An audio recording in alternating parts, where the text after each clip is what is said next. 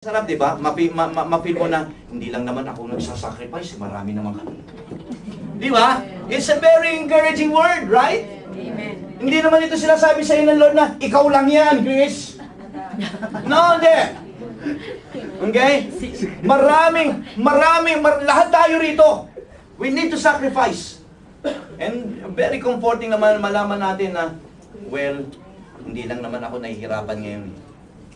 Hindi lang naman ako nag-struggle ng ganito eh. Lahat ng kapatid ko sa Lord GM. Amen po ba mga anak ng Diyos? Palakpakan po natin ang Panginoon dyan. So, listen. To live a life, to live a living sacrifice life, one must be a God-controlled, one must have a God-controlled body, God-controlled mind. Sabi po ni Pablo. And there's the other thing. A God-controlled will. Amen? God-controlled will. Kasi kinakailangan nating makita rito yung ano na yan. Okay? So God-controlled. Pero mamaya na tayo sa will. Tingnan muna natin God-controlled mind. Kasi sabi rito sa mga, be transformed. Kasi kanina, be conformed in the, do not be conformed in this world. Nakita natin yung conform. Now, sabi niya gano'n, ano daw ang dapat? Kung hindi daw tayo dapat maging makapattern, maging molde na sanlibutan ito, ano daw ang dapat maging molde ng ating isipan?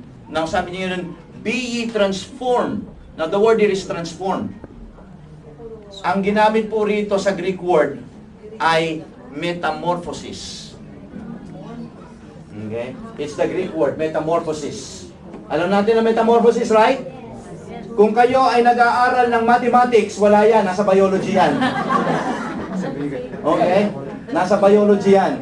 Ang sabi sa biology, ang pagka sinabing metamorphosis, ang madalas ine-example ng ating mga teacher at ng mga note, mga books natin dyan ay yung, yung caterpillar, right? Okay? Yung pong caterpillar na yan, okay, na uod, okay? Tapos, kapag dumating siya sa punto na siya ay medyo nagmamature na, siya po ay kukun. Okay? Mag-recreate na siya ng kukun. At pagka certain period of time, nasa loob siya ng kukun, then all of a sudden, mga kapatid ko, siya ay unti-unti nang lalabas na walang-wala na ang itsura niya na bilang isang napakapangit at nakakadiring uod. Siya po ay isang napakaganda, okay? Very pleasing sa mata ng nating mga tao na isang magandang paru-paro lumilipad na. Ang gandang tingnan, gandang pagmasdan. Ni katiting, wala tayong makikitang pinagdaanan niya ng dati niyang itsura.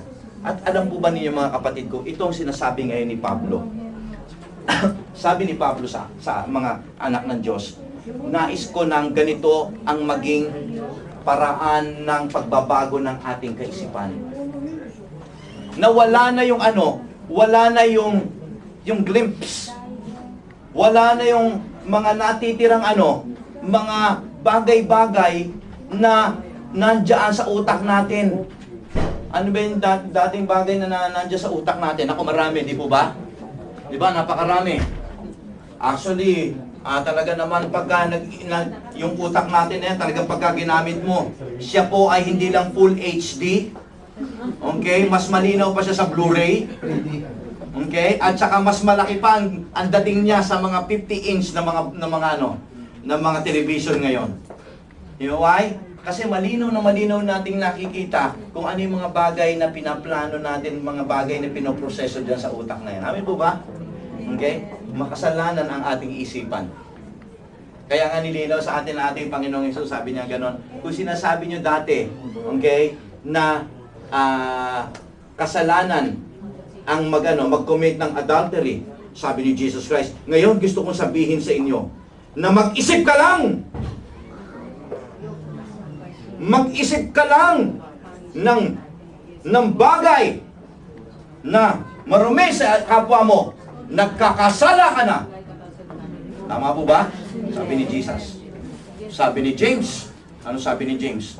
Ngayon lang, mag-isip ka lang at maggalit ka lang sa iyong damdamin, ay guilty ka na ng ano, ng kasalanan na ano, murder. See? Lahat ay nandito, nasa utak.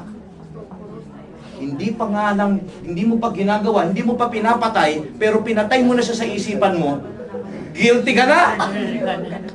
Are you here? Kaya inaano ng Panginoon sa atin dito, in-explain sa atin dito ni Pablo, well, your mind must be transformed. Hindi dapat ang kanggay kata mo ay kanggay kata ng mga sanlibutan. Kaya kung may problema ka, huwag kang lalapit sa mga kaibigan mo kahit gaano man siya kabuti at gaano man siya ka-best friend mo. Kung siya hindi mananampalataya, ang ipoproseso niyang mga bagay sa iyo ay ano, mga kanggay kata ng ano, ng sanlibutan. Kaya sabi ni Paul, kinakailangan ang utak natin ay no, magkaroon ng metamorphosis. Mabago. Paano tayo magkakaroon ng metamorphosis? I will tell you one thing. Kung gusto mo magkaroon ng metamorphosis ang ating mga utak, okay? At maalis yung mga basura na yan sa ating isipan, ang gagawin mo, punuin mo ng salita ng Diyos ang iyong kaisipan. Huwag kang maging tamad magbasa ng Biblia.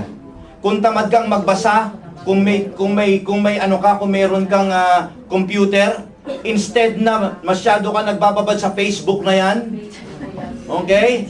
Ay ano, makinig ka ng mga sermon.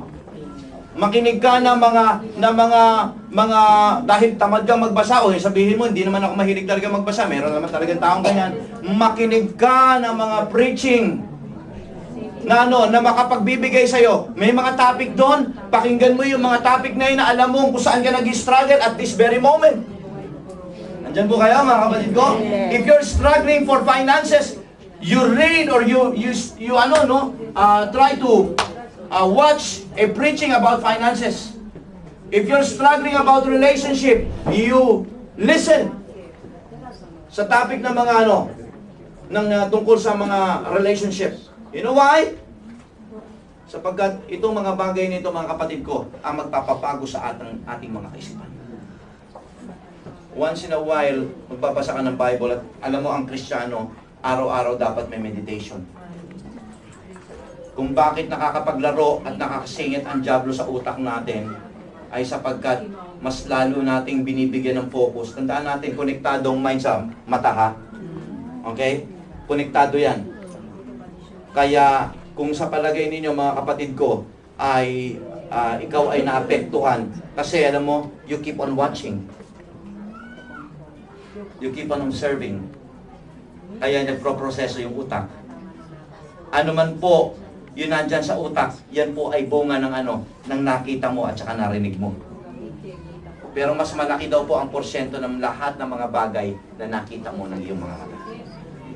Sabi ng mga psychologists. Gusto ko isipin natin dito mga kapatid ko, dapat ay punuin natin ang ating mga sarili, ang ating mga isipan ng salita ng Diyos.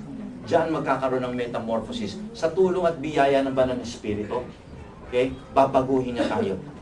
Pero hindi tayo mababago ng salit ng Banal na Espiritu kung ang utak natin ay hindi natin ibibigay din sa Kanya. Hindi natin ipapakontrol sa Kanya. Nandiyan po ba kayo mga anak ng Diyos? Okay? So, malinaw po dito mga kapatid ko that your mind must be what? Must be transformed. Your mind.